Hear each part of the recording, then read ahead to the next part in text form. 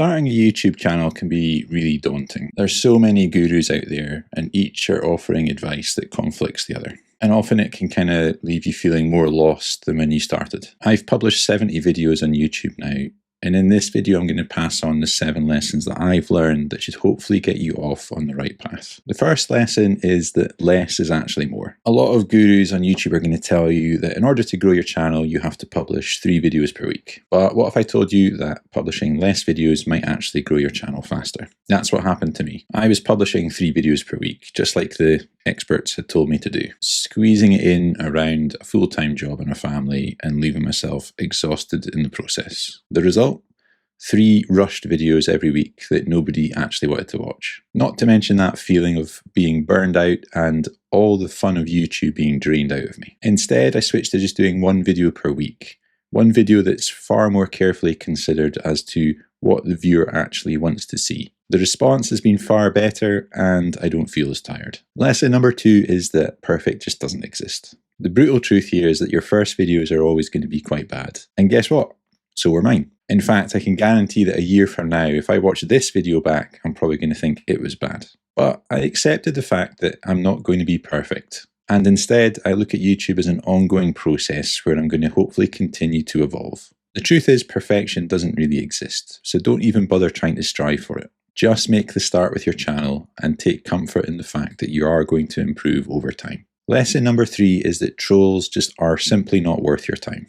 At some point, you're going to get that first negative comment on one of your YouTube videos. And it's not because your video is bad. It's not a reflection on your video. It's a reflection on that person that's leaving that negative comment.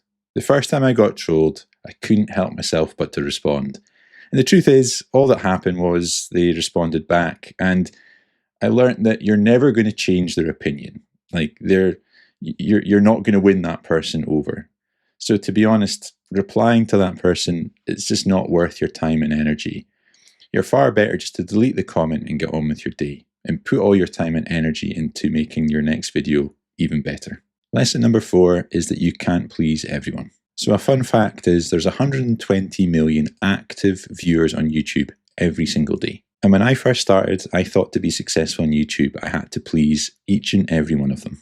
So I put on my best telephone voice and tried to appeal to as many people as possible. The end result was a wooden performance that no one ever connected with because it just didn't come across as genuine. You're far more likely to be successful on YouTube if you just be yourself and forge a really strong connection with a far smaller audience. It's better that than putting on an act that everyone can see through and connecting with nobody. Those who connect with your true self are the viewers that you actually want to be viewing your videos, and they're the viewers that are going to keep coming back for more. Lesson number 5 is to stop chasing milestones. So when I started off, I basically thought, wouldn't it be great to get to 100 subscribers?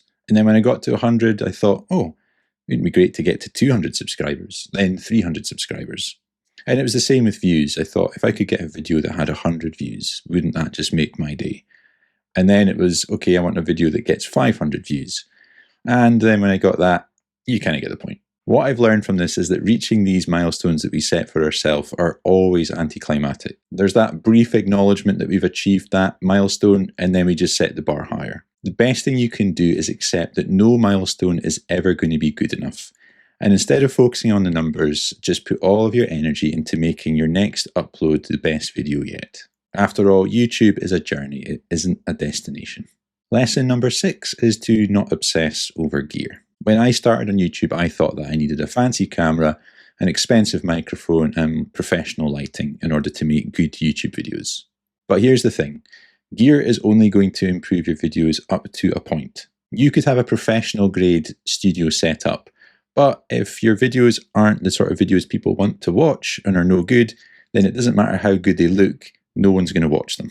The actual truth here is that the smartphone that's in your pocket and a well-lit room is all of the camera quality and lighting that you require in order to make your first YouTube videos. So instead of spending a small fortune on gear from the get-go, put your focus onto making the best videos that you can that people will actually want to watch. The fancy gear can come later, if at all. Lesson number 7 is to not do it alone. When you first start your channel, you probably find that your first few videos, no one's really going to watch them. And that was like me.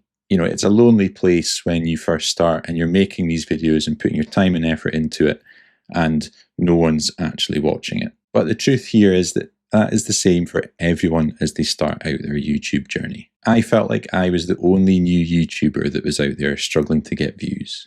Then I noticed that one of my mentors, Rob the Maritimer, had scheduled a live stream. And when I watched that, I realized that his audience on that live stream were all like me. They were all new YouTubers who were really struggling to get traction with their channels.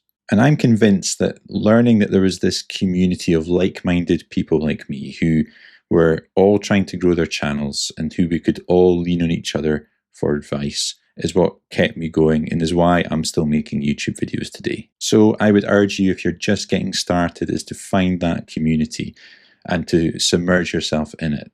If you're going along the journey with other people, it doesn't feel quite so isolating, and you will feel like you are in this together, and that is going to keep you going during those first few months where you're not getting a huge amount of traction. Okay, hopefully these lessons that I've learned along the way are going to help better prepare you for your own YouTube journey. Let me know in the comments which lesson you'll take the most value from and you're going to apply to your next YouTube video. Meanwhile, I'm going to leave you a link to this video, which is all about how to survive being a new channel on YouTube, which I think you're going to really enjoy.